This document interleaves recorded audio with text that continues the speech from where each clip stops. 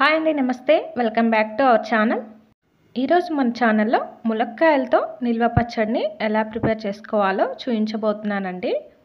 ములక్కాయలతో రొటీన్గా కర్రీస్, సాంబారే కాకుండా ఇలా నిల్వ పచ్చడిని చేశారంటే వేడివేడి అన్నంలోకి చాలా టేస్టీగా ఉంటుందండి. సింపుల్ ప్రాసెస్, చాలా ఈజీగా అయిపోతుంది. ముందుగా ప్యాన్లోకి 1 టేబుల్ స్పూన్ ఆవాలు, 1 టేబుల్ స్పూన్ మెంతుల్ని వేసి ఫ్రై చేసుకోండి. మాడిపోకుండా లో ఫ్లేమ్లో ఫ్రై చేసుకోవాలండి. మీరు ఇందులోకి కావాలంటే జీలకర్రనైనా వేసి ఫ్రై చేసుకోవచ్చండి. ఇలా మెంతులు, ఆవాలు కొంచెం ఫ్రై అయిన తర్వాత ఇందులోకి హాఫ్ లెమన్ సైజ్ అంతా చింతపండు వేసి ఫ్రై చేసుకోండి. చింతపండు మరీ మెత్తగా ఉన్నట్లయితే 1 to 2 అవర్స్ ఎండలో ఎండబెట్టి ఫ్రై చేసుకోండి, త్వరగా ఫ్రై అవుతుంది. ఇలా ఫ్రై చేసుకున్న మెంతులు, ఆవాలు, చింతపండుని ప్లేట్లోకి తీసుకొని పూర్తిగా చల్లారనివ్వండి.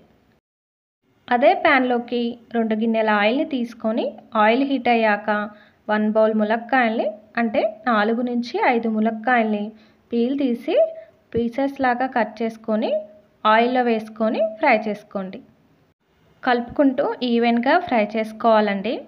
మరీ ఎక్కువగా ఫ్రై చేసుకోకుండా ములక్కాయలు ఈ విధంగా కలర్ చేంజ్ అయ్యి ములక్కాయలోని లోపల గుజ్జు మంచిగా ఉడికేంత వరకు ఫ్రై చేసుకొని స్టవ్ ఆఫ్ చేసేయండి. అదే ఆయిల్లోకి 1 టేబుల్ స్పూన్ ఆవాలు, 1 టేబుల్ స్పూన్ జీలకర్ర, 2 ఎండుమిర్చి, 20 వెల్లుల్లి రెబ్బలు వేసి ఫ్రై చేసుకోండి. వెల్లుల్లి కొంచెం ఫ్రై అయిన తర్వాత కొద్దిగా కరివేపాకు వేగిన తర్వాత మంచి ఫ్లేవర్ కోసం పోపులోకి 1/2 టీ స్పూన్ ఇంగువ, 1/2 టీ స్పూన్ పసుపు వేసి మిక్స్ చేసుకొని స్టవ్ ఆఫ్ చేసేయండి. ముందుగా ఫ్రై చేసి పెట్టుకున్న మెంతులు, ఆవాలు, చింతపండు అనేది పూర్తిగా చల్లారిన తర్వాత జార్లో తీసుకొని ఫైన్ పౌడర్ లాగా గ్రైండ్ చేసుకోవాలండి.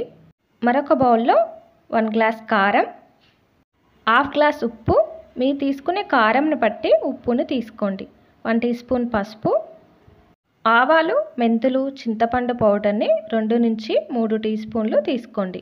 ఇలా వేసుకొని అన్నిటినీ మొత్తంగా మిక్స్ చేసుకోండి. ఇలా మిక్స్ చేసుకున్న మిశ్రమంలోకి క్రష్ చేసుకున్న 4 నుంచి 5 వెల్లుల్లి రెబ్బలు, ఫ్రై చేసుకున్న ములక్కాయల్ని వేసి కారం అనేది ములక్కాయలకు పట్టేలాగా బాగా కలపండి.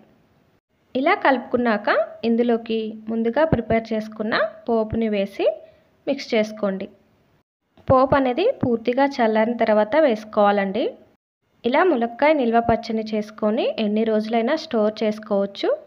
2-3 డేస్ తర్వాత అయితే ఇంకా టేస్ట్ అనేది బాగుంటుంది.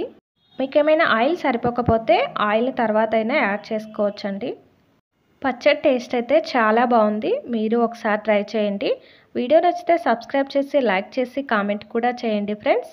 Thanks for watching.